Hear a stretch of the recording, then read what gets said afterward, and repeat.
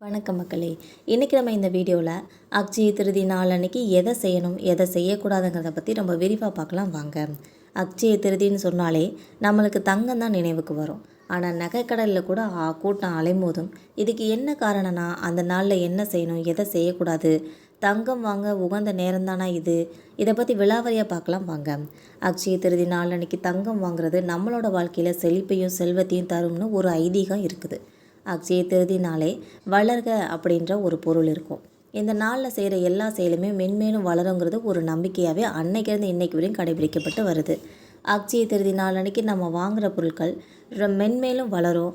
அன்னைக்கு தினம் கல் உப்பு மஞ்சள் வாங்கினா கூட தங்கம் மேன்மேலும் வளர்றதுக்கான வாய்ப்புகள் இருக்குதுன்னே சொல்லுவாங்க.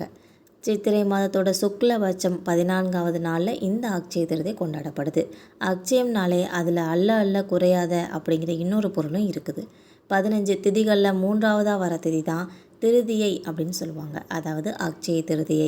3ஆம் எண்ணுக்கு அதிபதி தான் குரு அவர்கள். இந்த குரு உலோகத்தில் தங்கத்தை பிரதிபலிக்கிறாங்கன்னு சொல்லுவாங்க. குருவுக்கு பொன்னன்னு சொல்லி இன்னொரு பெயரும் இருக்குது. இதனால தான் அக்ஷய திருதி அன்னைக்கு பொன் வாங்குறது ரொம்ப சிறப்பானதுன்னு சொல்லுவாங்க. இந்த அக்ஷய திருதி நாளான ஏப்ரல் 19 10:49 மணிக்கு திருதியையோட திருதி தொடங்குது. அதே சமயம் ஏப்ரல் 20ஆம் தேதி காலையில் 7:27 மணிக்கு முடிவடையுது. ஏப்ரல் காலை 19 காலை முதல் மாலை வரைக்கும் முக்கியமான, அதாவது 10:49 மணிலேருந்து 12:20 மணி வரைக்கும் தங்கம் வாங்க ஒரு சிறந்த நேரம்னே சொல்லலாம். இந்த நாளில் தங்கம் வெள்ளி இதை வாங்கினீங்கன்னா வருஷம் முழுவதும் லட்சுமி தேவியோட ஆசீர்வாதம் கிடைக்குங்கிறது ஒரு ஐதீகம். காலையில் எழுந்த உடனே கிழக்கு நோக்கி நின்று ஓம் ஸ்ரீ மகாலட்சுமி நமக இந்த மந்திரத்தை 108 முறை சொல்லுங்கள். உணவு உடை பணம் இதெல்லாம் தானம் செய்யுங்க. ஏழைகளுக்கு கொடுத்தால் அது அக்ஷய புண்ணியம்னு சொல்லுவாங்க. தங்கம் வெள்ளியும் வாங்கலாம். சிறிதளவு வாங்கினாலும் போதும். அது செல்வ வளர்ச்சியோட விதைன்னு கூட சொல்லலாம். லட்சுமி படம் முன்னாடி தீபம் ஏற்றி வைங்க. வெள்ளை பூ பச்சை இலை வச்சு வழிபடுங்க.